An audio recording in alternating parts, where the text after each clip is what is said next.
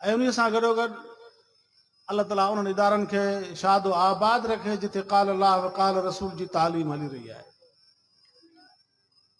अॼु असांजे हिन इदारे मज़ा अल्हम्दुलिल्लाह काफ़ी हुफ़ाज़ किराम तयार थिया आहिनि। दिल खे बेहद ख़ुशी थी आहे जो हिन इदारे मज़ो असांखे समरात हासिल थियनि था पिया। बनात जी तालीम, बनीन जी तालीम अल्हम्दुलिल्लाह ज़ोर शोर सां हली रही आहे। इहा इन इदारे जी बहितर कारगुज़ारी आहे जेका तव्हां असांजे अॻियां आया आहे ऐं ज़ाहिर आहे। असांजी दुआ आहे त अल्लाह ताला हिन इदारे खे ता क़यामत आबाद फरमाए, इलाइक़े जे बचड़नि खे हितां फैज़याब फरमाए।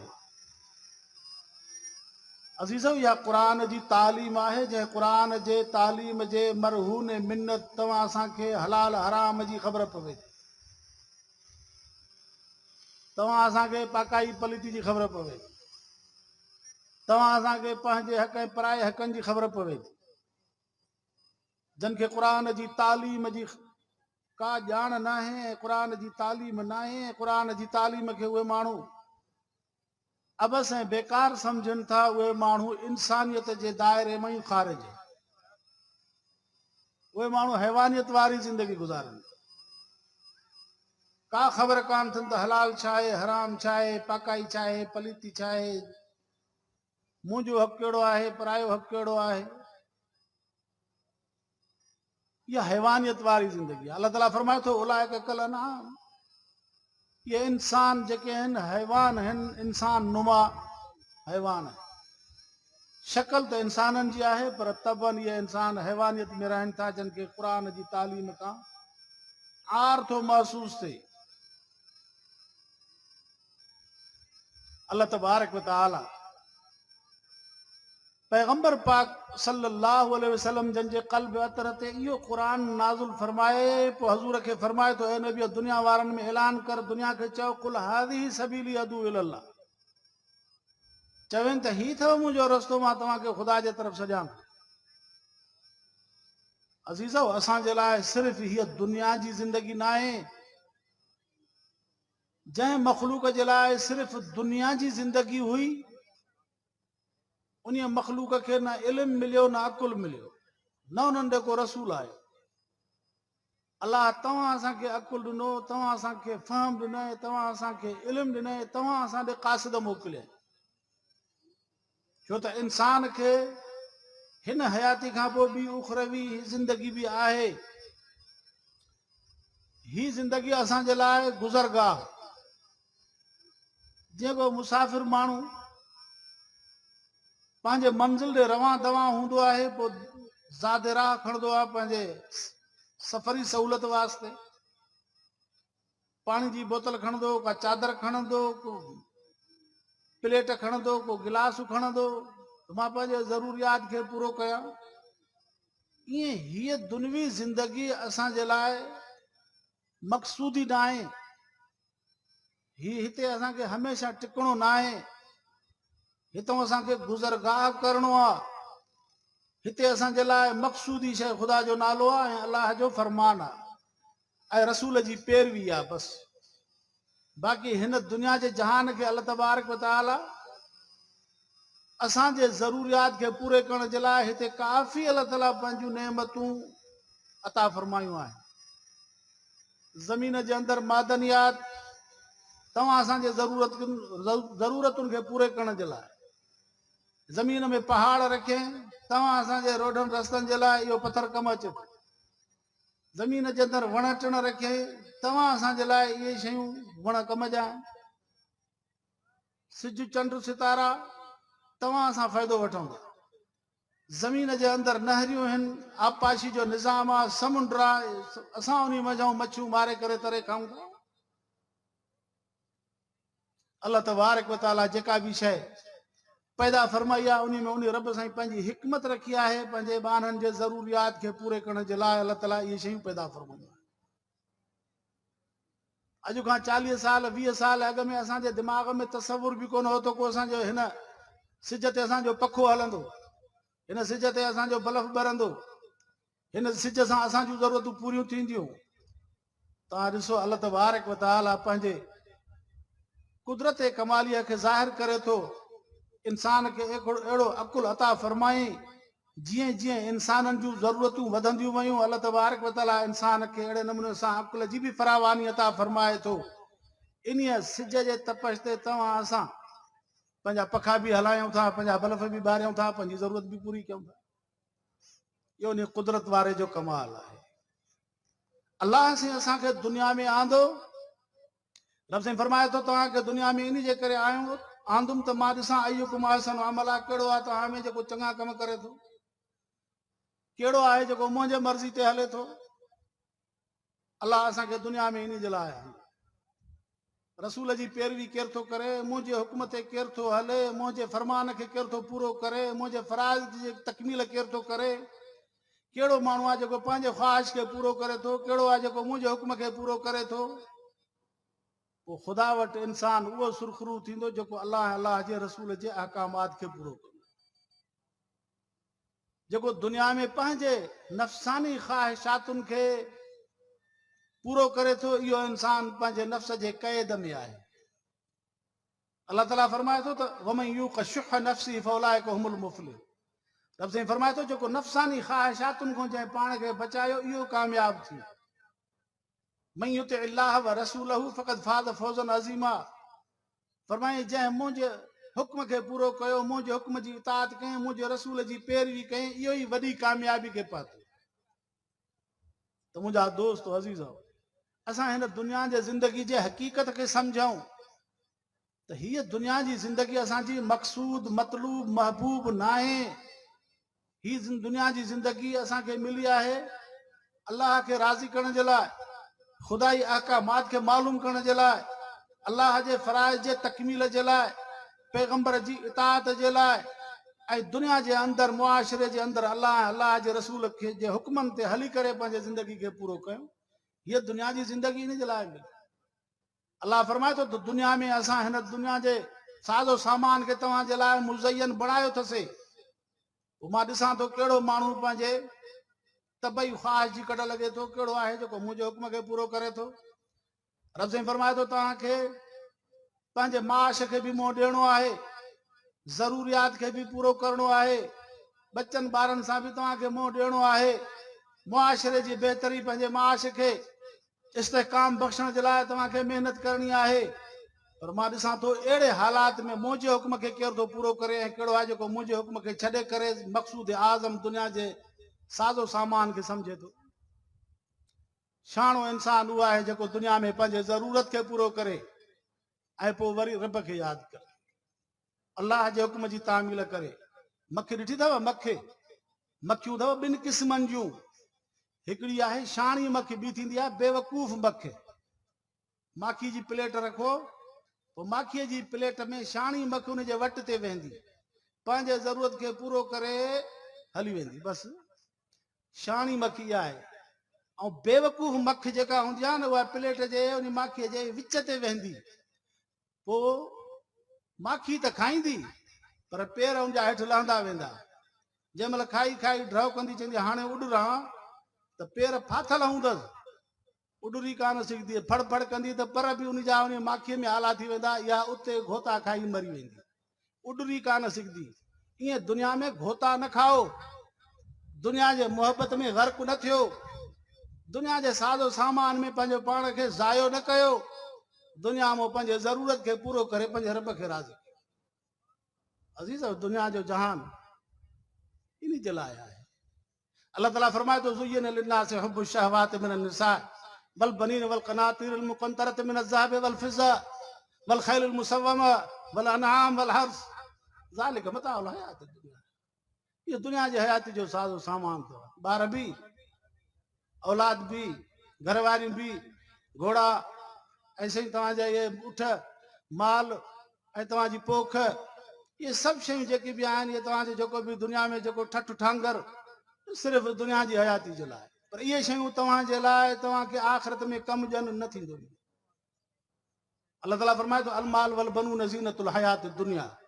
बिन माण्हुनि जे बिन शयुनि जे लाइ इंसान फटकंदो आहे, बिन शयुनि जे लाइ इंसान तड़पंदो आहे, बिन शयुनि जे लाइ इंसान पंहिंजे पाण खे अलाए काथे काथे पहुचाईंदो। औलाद जे मोहबत में वतंदो, पीर पिनंदो, हुन पीर ते वियो, हुन पीर ते वियो, ख़ुदा खे छॾे साईं औलाद थे, औलाद थे, औलाद थे, औलाद थे। इन औलाद जे मोहबत में वतंदो, हुते हुन पीर ते धिका, हुन पीर ते हुते हुते हुते। अल्लाह तबारक व तआला जे ज़ात ते यकीन न रखंदो, वतंदो पीरनि जे कुबनि ते चकर ॾींदो के हुन वण में थिगड़ी ॿधंदो, हुन क़बर ते वञी नवरातो वेहंदो, हुन पीर ॾे वेंदो, हुन पीर ॾे औलाद जे करे। ऐं ॿियो वरी माण्हू दौलत खे गॾु करण जे लाइ, माल खे मेड़ण जे लाइ माण्हू दुनिया में धिका खाईंदो आहे। परायो माल अचे बि ठीकु, पंहिंजो माल आयो बि ठीकु, बेवा जो माल आयो बि हणो, यतीम जो माल आयो बि हणो, ग़रीब नादार के मिसकीन जो माल आयो बि हणो। ईअं माल जे करे बि गॾु करण जे लाइ इंसान परेशान हूंदो आहे। औलाद जे हासिल करण जे लाइ चवंदो आहे औलाद थिए, इन जे लाइ बि अल्लाह फरमाए थो इहे ॿई शयूं तव्हांजे लाइ कम जूं कोन्हनि। दुनिया जी हयाती जे लाइ तव्हांजे लाइ बाइस ज़ीनत आहिनि। माण्हू चवंदो त मूंखे हेॾी औलाद आहे, मुंहिंजी हेॾी वॾी पुश्त आहे, पोइ वरी ॿिन्ही शयुनि जे बल बोते ते माण्हुनि सां ज़ुल्म बि कंदो, इलाइक़े में ॾाढ बि कंदो, इलाइक़े में फ़ख्रु बि कंदो, छो त हुनखे औलाद आहे। ऐं ॿियो दौलत घणी आहे, दौलत जे बलबोते ते बि ज़ुल्म कंदो, ज़्यादतियूं कंदो, चढ़ाई कंदो, हमला कंदो। ये ॿ शयूं जेके आहिनि दुनिया जे अंदरि, अल्लाह ताला फरमाए थो इंसान जे लाइ बाइस ज़ीनत आहिनि, पर आख़िरत में इन ॿिन्ही शयुनि जे करे तव्हांखे नफ़ो पहुचे क़तन ईअं कोन्हे को। फरमाई वल बाक़ियातुस सालिहात, बाक़ी रहण वारी शइ जेका ख़ुदा वटि तव्हांजे कम जी आहे उहो सालिह अमल अथव। क़ुरान जी तिलावत अथव, निमाज़ अथव, रोज़ो अथव, हज ऐं ज़कात अदा करणु अथव, दीन जे जमात सां साथ ॾियणु अथव, हक़ वारनि जो साथ ॾियणु अथव, दीन जे लाइ कुर्बान थियणु, दीन जे लाइ शहादत हासिल करणु। इहे शयूं जेके तव्हांजे लाइ इहे बाक़ी रहण वारियूं इहे शयूं। अॼु तव्हां दुनिया जे अंदरि जाइज़ो वठो, इन ॿिनि शयुनि जे बलबोते ते इंसान दुनिया जे अंदरि फ़ाख़िराना अंदाज़ में, मुतकब्बिराना अंदाज़ में, मग़रूराना अंदाज़ में खरमस्तियूं कंदो आहे। औलाद जी कसरत, ॿियो माल जी कसरत। औलाद जी कसरत, औलाद में उनजी क़ौम, उनजो कबीलो, उनजा मातहत नौकर चाकर, जेकॾहिं हुकुमरान आहे त उन जी फ़ौज, इहे सभु अची विया। ऐं खज़ानो, खज़ानो बि घणो हुजे। अमेरिका छो थो हमिलो करे सभिनी ते, उनजी फ़ौज घणी आहे, उनखे डॉलर घणा आहिनि, उनखे पैसा घणा आहिनि। शाम ते हमिलो, इराक ते हमिलो, लिबिया ते हमिलो, अफ़गानिस्तान ते हमिलो, मुस्लिम ममालिक खे ईअं मुठीअ में साह उनजो मुठ में कई बीठो आहे। हुनजो सामान घणो आहे, हुनखे पैसो बि घणो आहे, हुनजी फ़ौज बि घणी आहे, तंहिंजे करे सभ ते हमिलो कयूं बीठो आहे न। अलमाल वल बनून ज़ीनतुल हयात दुनिया, दुनिया जी हयाती में हुनखे वॾो ठठ ठांगर आहे। इन फ़ौज जे बलबोते ते, इन जे कसरत ते, इन पैसे जे कसरत ते सभिनी जो साह ॾकायूं बीठो आहे। अल्लाह ताला फरमाए थो त इहे शयूं दुनिया जे लाइ। जॾहिं त तव्हांजो सफ़र अॻिते आहे, तव्हांजो सफ़र अॻिते आहे, तव्हांखे अॻियां हलणो आहे। अल्लाह फरमाए थो इन दारल आख़िरत लहियल हयावान लौ कानू यालमून। इंसान जेकॾहिं ॼाणे त हयाती उखरवी अथसि, हे त कुझु ई न आहे, हिते त माण्हू रुखी सुखी खाई वेंदो। बाबा चइनि शयुनि ते इंसान जो जियापो आहे दुनिया में, चइनि शयुनि ते। हिकु पाणी, ॿियो मानी, टियों सर्दी खां बचणु, चोथों गर्मी खां बचणु। इहे चार शयूं आहिनि जंहिं ते इंसान जे जियापे जो दारो मदार आहे। पाणी अल्लाह ताला आम करे छॾियो आहे, जिते बि वेंदो पाणी हुनखे मिलंदो, ॿ टुक पाणी जा मिलंदा। जिते बि वेंदो हुनखे खाधे जे लाइ टुकुर मिलंदो। बोड़ न मिलियो त रुखो टुकुर बि खाई माण्हू गुज़ारो कंदो। इहे शयूं इंसान जे जियापे में अहम किरदारु अदा कनि थियूं। पाणीअ जो ढुक, मानीअ जो गिरह। अल्लाह ताला फरमाए थो वकाइयम मिन दाबतिन ला तहमिलु रिज़्क़हा अल्लाहु यरज़ुक़ुहा व इय्याकुम। कोई भी जानवर पंहिंजे पुठिया ते खाधो खणी नथो घुमे, अल्लाह फरमाए थो मां उन्हनि खे खाधो खारायां थो, इंसानो तव्हांखे बि खाराईंदुसि। असां मानीअ जे पुठियां रिस्क जे पुठियां भॼ भॼा हल हला हल हला, न निमाज़ न रोज़ो न को दीन न इस्लाम न शरीयत न चङो कमु न छा। ग़रीब जो माल आयो बि हण, यतीम जो माल आयो, बेवा जो माल, जंहिंजो वारो वारो वारो वारो पया इहे हिते ई हूंदा, पाण क़बर में हलिया वेंदा, पाण क़बरनि में हलिया वेंदा। इहे माल हिते पिया हूंदा। अज़ीज़ो, असांखे दुनिया जे हक़ीक़त जी ख़बर न आहे। असां चऊं था त शायदि हे सभु शयूं असां सां गॾु हलंदियूं, ईअं कोन्हे। इहा माण्हू जी हाश हाश अजाई आहे। माण्हू पाण पंहिंजे मशरूबात में हलियो थो वञे, अॻिते पंहिंजे ज़्यादती थो वञे करे, पाणीअ जे ढुक ते जिया पियो आहे। असां चऊं था त बाबा हीअ बोतल न हुजे, हीअ हुजे, हे जूस न हुजे, हे जूस हुजे, हे मशरूबात जा दुकान भरिया पिया आहिनि, न त पाणीअ ते जिया पियो आहे इंसान जो। फरमाई वजअलना मिनल माइ कुल्ल शैइन हय्य, असां पाणीअ जा हर शइ खे जिया पियो ॾिनो अथसीं, हर शइ पाणी जे करे ज़िंदा आहे। पाणी अल्लाह ताला आम करे छॾियो आहे। रोज़ी जो ज़िम्मो ख़ुदा खणी छॾियो आहे। वमा मिन दाबतिन फिल अर्ज़ि इल्ला अलल्लाहि रिज़्क़ुहा। कोई बि इंसान अॼु जे दौर में बुख ते नथो मरे पियो, ख़ुदा हुनखे टुकुर नसीब करे थो, पोइ कहिड़े बि नमूने सां टुकुर मिलेसि, पोइ पाण उन टुकुर खे सणभे करण जी कोशिशि करे थो। हिते ॻाढ़ो बोड़ मिलंदो, हिते हीअं थींदो, हिते सणभो मिलंदो, हिते हे ताम हिकिड़ो न, हे ॿ न, हे टे न, हे चार, हे बि हुजे, हे बि हुजे, हे बि हुजे, हे बि हुजे। पाण उन में तकलीफ़ में मुकलफ़ पाण थो थिए, तकलीफ़ में पाण थो वञे। ख़ुदा हिन जे लाइ टुकुर आम करे छॾियो आहे। पाणी बि आम अथसि, टुकुर बि आम अथसि। गर्मीअ में वण जे हेठां वेही गुज़ारो करे सघे थो, सर्दीअ में खॾ खोटे करे हेठि मथां पंहिंजे पलाल विझी पई रहे त कुझु नसीब थींदुसि, उहो बि हिन जे लाइ आम आहे। पोइ माण्हू पाण चवे थो त एसिन में हुजां, पाण चवे थो त कंबलनि में हुजां, बंगलनि में हुजां, हीअं हुजां हीअं हुजां। पंहिंजे रहाइश खे पाण महांगो कयूं था, पंहिंजे खाधे पीते खे पाण महांगो कयूं था, पंहिंजे रहण सहण खे पंहिंजो पाण ख़राबु कयूं था। अल्लाह तबारक व तआला जंहिं शइ जे मथां जिया पोइ इंसान जो रखियो आहे, उहे शयूं आम करे छॾियूं। कंहिं गार जी चुर में बि माण्हू वञी गुज़ारो करे सघे थो पियो। अल्लाह तबारक व तआला मक़सूदी शइ बाने जे लाइ उखरवी घर अथसि। हे कुझु न आहे, हिन में असांखे ज़रूरतूं पूरियूं करणियूं आहे। दुनिया ज़रूरत जी जाइ आहे, लिहाज़ा असां पंहिंजे दुनिया जी हक़ीक़त खे सम्झूं। हज़रत अली साईं करम अल्लाह वजू रज़ी अल्लाह ताला अन्हु, सभु चओ रज़ी अल्लाह ताला अन्हु, कब्रिस्तान ते विया, पाण सां गॾु जमात बि हुयनि। पोइ कब्रिस्तान जे मथां बीह करे कब्रनि वारनि सां मुखातब थिया, कब्रिस्तान वारनि सां मुखातब थिया। उन्हनि खे चयूं अमवालुकुम कुस्मत, दियारुकुम सुकिनत, अज़वाजुकुम ज़ुवैज। तव्हां जूं ज़ालूं परिणिजी वियूं, तव्हांजे घरनि में ॿिया अची रहण शुरू थिया, तव्हां कब्रनि में अची पिया हो, तव्हांजा माल तक़सीम थी विया। तूं घोड़ा घोड़ा कई, माल गॾु कई, यतीम भाइटनि जो माल खाधुई, ग़रीबनि जो माल खाधुई, हराम हलाल गॾु करे मन तूं गॾु करे माल ॾेई वएं, तूं अची क़बर में पए, उहो अज़ाब तोखे, माल तुंहिंजो ॿिया पोयों तक़सीम करे छॾियो, बसि माल हलियो वियो, तोखे कम जो न रहियो। उहा घर वारी जंहिंजे लाइ तूं चवंदे त मरां त इहा वठां, कुझु बि थी पवे, पीउ खे परेशान, माउ खे परेशान, घर खे परेशान, वारो वारो वारो वारो, इहा वठंदुसि, न त फाहो खणंदुसि, न त बिजली में ईंदुसि, न त हीअं कंदुसि।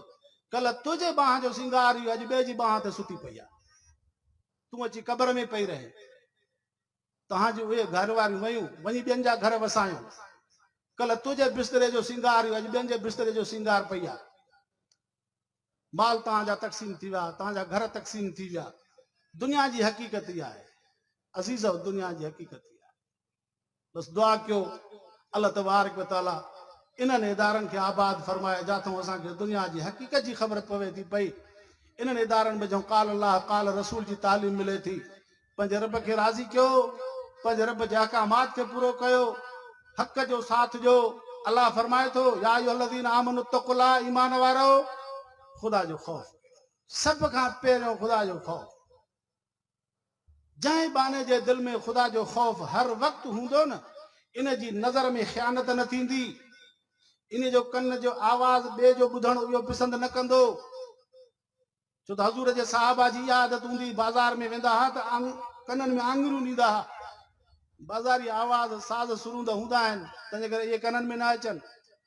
ख़ुदा जो ख़ौफ़ जेकॾहिं बाने जे दिलि में हूंदो, इन जो कदम शरीयत खां ॿाहिरि न वेंदो, इन जे हथ सां ज़ुल्म न थींदो, इन जे ज़ुबान मां ग़लति लफ़्ज़ न निकिरंदो, इन जे पेट में हराम जो लुक़्मो न ईंदो, इन जे कननि ते ग़लति आवाज़ न ईंदो, इन्हनि जे अख सां ख़यानत न थींदी, ग़लति पासे ते इहा न निहारींदी, दिलि दिमाग़ में शरीयत जे ख़िलाफ़ सोच पैदा न थींदी। अॻु अॻु में इन जे करे अलाह ताला फरमाए थो, या अय्युहल्लज़ीना आमनू इत्तक़ुल्लाह। कलमे खां पोइ अलाह ताला फरमाए थो, जेकॾहिं तव्हां कलमो पढ़ियो, नबीअ ते यकीन कयुव, क़ुरान ते यकीन रखियुव, मुंहिंजे ज़ात ते यकीन रखियुव, मूंखे पंहिंजो मौला ऐं साईं सम्झो था, मूंखे पंहिंजो रब तस्लीम कयो था, हज़ूर खे मुंहिंजो बानो ऐं पंहिंजे लाइ रहबर सम्झो था, क़ुरान खे मां अलाह जो वहयु सचो सम्झो था, त पोइ सभ खां पहिरें नंबर में तव्हांजे लाइ इहो हुकुम आहे त ख़ुदा जो ख़ौफ़, ख़शियत इलाही दिलि में पैदा कयो। बसि जंहिंजे दिलि में ख़ुदा जो ख़ौफ़ हूंदो, इहो परायो हक़ु न खाईंदो, ज़ुबान सां कंहिंखे न ईज़ाईंदो, हथ सां कंहिंखे न ईज़ाईंदो, इन्हीअ सां इहो माण्हुनि सां कुर्बान थींदो, माण्हुनि सां खंदा पेशानी सां पेश ईंदो ऐं माण्हुनि सां हमदर्दी जो इज़हार कंदो, जंहिंजे दिलि में ख़ुदा जो ख़ौफ़ हूंदो, ख़ुदा जी ख़ल्क़ ते रहम कंदो, वॾनि जी इज़त कंदो, नंढनि ते शफ़क़त कंदो, घर में बचनि सां सुठो हलंदो, पाड़े सां सुठो हलंदो, जंहिंजे दिलि में ख़ुदा जो ख़ौफ़ हूंदो। अॻु अॻु में अलाह ताला फरमाए थो, मोमिन इंसान खे ख़ुदावंद कुद्दूस जी तालीम इहा आहे, या अय्युहल्लज़ीना आमनू इत्तक़ुल्लाह। ॿिए नंबर में फरमाए वकूनू मा सादिकीन, सचनि सां गॾु हुजे, सचनि सां गॾु हुजे। दुनिया जे अंदरि इंसान ॾिसे त सचा कहिड़ा आहिनि, सचनि जी जमात कहिड़ी आहे, जेको अलाह सां सचो, रसूल सां सचो, दीन सां सचो, इस्लाम सां सचो, शरीयत सां सचो, पाड़े सां सचो, क़ौम सां सचो, इंसाननि सां सचो, सभ सां सचो, सचनि जी जमात अहले क़ुरान अथव, सचनि जी जमात। छो त इंसान गॾु रहण सां सभु कुझु सिखंदो आहे, गॾु रहण सां इंसान जे तबियत ते ॿ शयूं फौरी तौर ते असर कंदियूं आहिनि, ॿ शयूं, हिकु तालीम, ॿियो सोबत, संगत। तालीम अलाह ताला क़ुरान पाक जी अता फरमाई, क़ुरान जे तालीम फरमाए इन हाज़ल क़ुरान यहदी लिल्लती हिय अक़वम, बेशक ही क़ुरान अथव जेको तव्हांखे सौ रस्तो मुहैया कंदो। तालीम क़ुरान जी पढ़ो, पंहिंजे बचनि खे, पंहिंजे नियाणियुनि खे, सभिनी खे, घर में नंढा वॾा क़ुरान जी तालीम पढ़ो। क़ुरान पाक जे तालीम जा असांजे मथां 3 हक़ आहिनि। हिकु त क़ुरान खे सही पढ़णु, सम्झणु, ईअं न छड़ो पढ़ी छॾिजे, ईअं त पढ़ंदा तोता बि आहिनि, तोतनि खे बि अॻे माण्हू यासीन यादि कराईंदा, सूरत मुल्क यादि कराईंदा, ईअं तोतनि वांगुरु न पढ़ो, क़ुरान खे सम्झी करे पढ़ो। ऐं ॿिए नंबर में क़ुरान जे तालीम जो हक़ असां ते इहो आहे त अमल कयो, जेको पढ़ो उन ते अमल कयो। 3 नंबर में क़ुरान पाक जे तालीम जो हक़ असां ते इहो आहे त ॿियनि ताईं पहुचायो। इहे 3 हक़ आहिनि क़ुरान जे तालीम जा, पाण पढ़ो, सम्झी पढ़ो, वरी अमल कयो, 3 नंबर में ॿियनि ताईं पहुचायो। दुआ कयो अॼु अल्हम्दुलिल्लाह अहले मदारिस पंहिंजो नमूनो क़ुरान जी तालीम जो तव्हांजे अॻियां साम्हूं रखनि था। इन्हनि आलिमनि जी सोबत ऐं संगत खे लाज़िम करे वठो, इन्हनि मदारिस सां ताल्लुक़ क़ाइमु कयो, क़ुरान पाक जी तालीम खे आम कयो, पंहिंजे घरनि में नियाणियुनि खे, अमड़ियुनि खे, सभिनी खे क़ुरान जी तालीम, क़ुरान पढ़नि, पंहिंजे बचड़नि खे क़ुरान पढ़ायो ऐं पोइ क़ुरान पाक ते अमल बि करे ॾेखारियो। जेको माण्हू पंहिंजो क़ुरान पढ़ियल हुजे ऐं पाण अमल न करे त ॿिए खे छा चईंदुसि? मां पाण निमाज़ न पढ़ंदुसि, ॿिए खे चईंदुसि अदा निमाज़ पढ़, चवंदो तूं एॾो मुड़ुसु चङो आहे त पाण त पढ़, पाण निमाज़ पढ़े कोन थो, मूंखे थो चवे। असां कलमे गो मुस्लमान आहियूं, हज़ूर जा उम्मती आहियूं, तंहिंजे करे हज़ूर जे तालीम ते अमल मुस्लमान न कंदो त बाक़ी वाणियो कंदो? बाबा हज़ूर जे तालीमात ते अमल यहूदी कंदो छा? नसारो कंदो? मुस्लमान कंदो न। हाणे मुस्लमान बि क़ुरान जे तालीम ते अमल न करे, हज़ूर जे सुन्नत ते अमल न करे, हज़ूर जे तरीक़े खे न अपनाए, त मूंखे ॿुधायो त दीन काॾे वञे, इस्लाम काॾे वञे, क़ुर काॾे वञे। सभु चओ त इंशाअल्लाह अमल कंदासीं। अमल कबो, सचनि सां साथ ॾिबो, उलमा जो जाते सॾु थियो उते पेश थिबो। अल्लाह ताला तव्हां असांजे हाज़िर खे क़बूल फरमाए। असांजा मुअज़्ज़ज़ महिमान वेठा आहिनि, दस्तार जो अमल थींदो, उन्हनि जो बि काफ़ी ऐं शाफ़ी ख़िताब थींदो। अल्लाह ताला तव्हां असांजे हाज़िर खे क़बूल फरमाए। आख़िर दावाना अनिल हम्दुलिल्लाह।